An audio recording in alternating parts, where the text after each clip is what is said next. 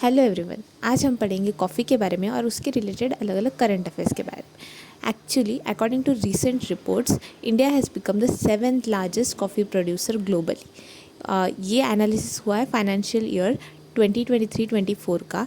तो ये इस लेटेस्ट डेटा है, इसके हिसाब से 7th लार्जेस्ट कॉफ़ी प्रोड्यूसर हो गया है इंडिया वर्ल्ड में।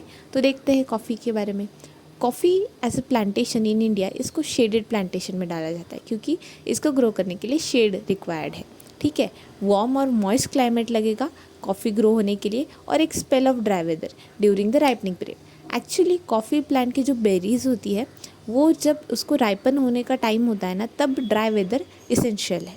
ठीक है, फिर रोलिंग फील्ड्स जो होते हैं उनको गुड ड्रेनेज होता है, तो वैसे फील्ड्स चाहिए। अभी रोलिंग फील्ड्स मतलब क्या? रोलिंग फील्ड्स यानी कि gently undulating sloping rather than flat steepy slope terrain.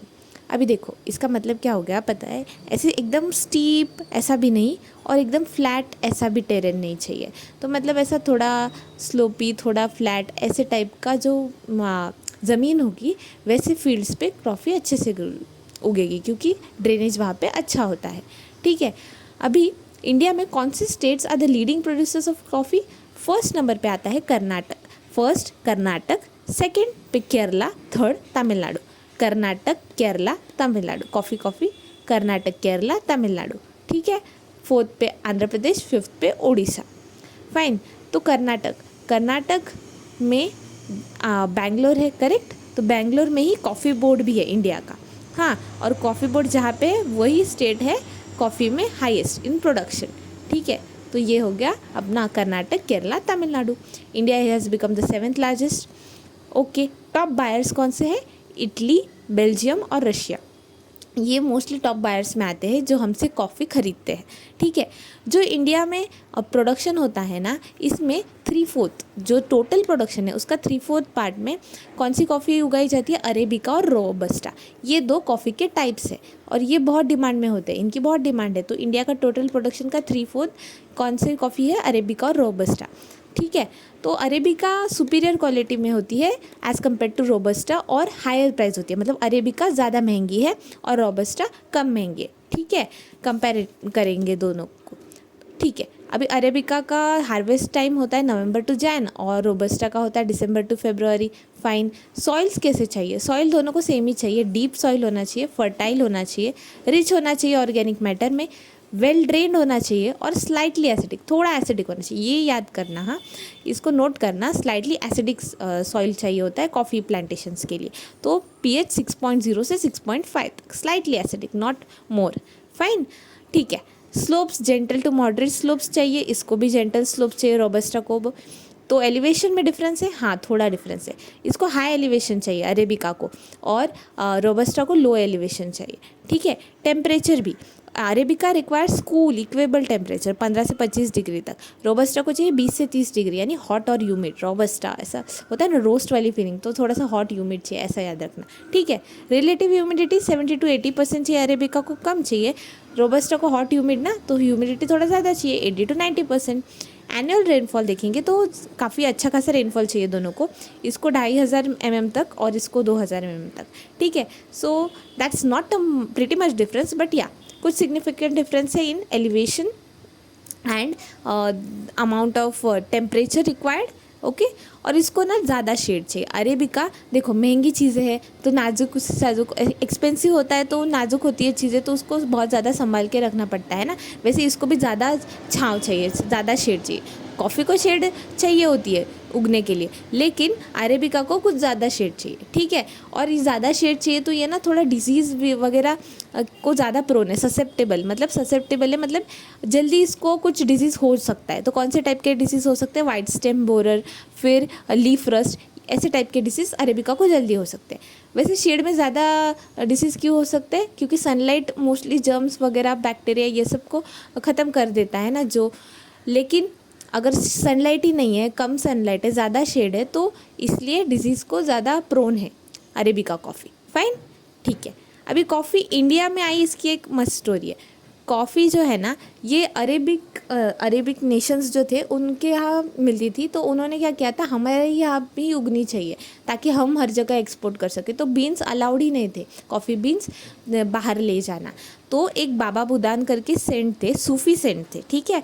तो इन्होंने ना ऐसा स्मगल करके लेके आए यमन से 7 मोजा सीड्स लेके आए और कर्नाटक के हिल्स पे लगा दिए इन द 17th सेंचुरी, ठीक है। 1600s में, मतलब 17th सेंचुरी में यहाँ पे लगा दिए। उनको क्रेडिट जाता है इंडिया में कॉफ़ी लाने का, और आज हम बन चुके हैं 7th largest coffee producer.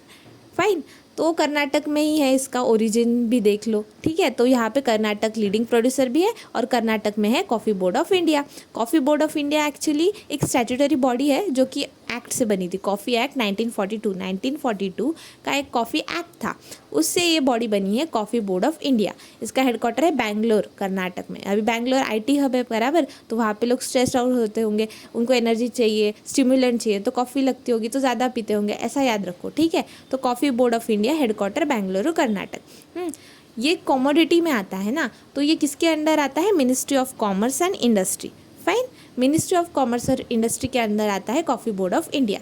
India में कौन सी कॉफ़ी ज़्यादा उगाई जाती है, अभी 3/4 प्रोडक्शन अरेबिका रोबस्टा, उसमें भी ज़्यादा robusta is more produced. Fine, अभी वर्ल्ड्स लार्जेस्ट कॉफ़ी प्रोड्यूसर कौन है, Brazil. Brazil is the largest coffee producer in the world, followed by Vietnam. Fine, Brazil is first, then second globally Vietnam, और हम 7th पे आते हैं।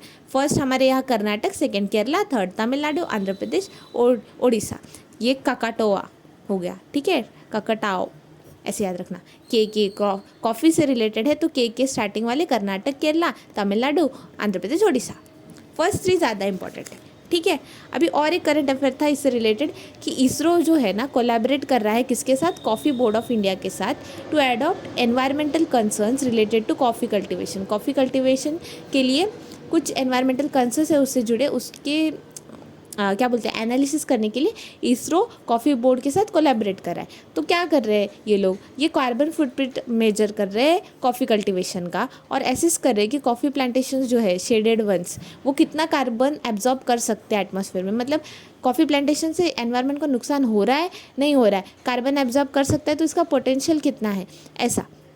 और ये सब क्यों कर रहे हैं पता है, क्योंकि ना यूरोपियन यूनियन ने डिफॉरेस्टेशन के कुछ रेगुलेशन बनाए हैं। तो ये रेगुलेशन कहता क्या है कि ना, European union requires that products imported into the region such as coffee must not be grown on land deforested after 31 December 2020।